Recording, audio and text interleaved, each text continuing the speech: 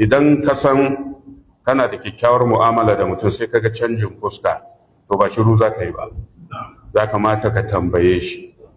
Domin sau da yawa za ka ga abubuwa na faruwa, za ka ga mutum ya canza maka fuska, kai kuma kana gani to tun da ya canza ni ma ba shi kenan ba. Ba haka ake yi ba, ba haka ake ba. Nana cewa kin ja kin tsinkewa. Idan shi ya ja sai ka rayuwar musulmi ta zama. Idan dai kaga abin da baka gane ba, ko da ta amininka ko abokinka ko makwabcinka ko dan uwanka wanda da kuke da kyawun mu'amala, sai kaga canjin fuska, to ya kamata ka tambaye shi me ya faru. Ba shedan yakan yi amfani da wannan ya bata tsakaninmu.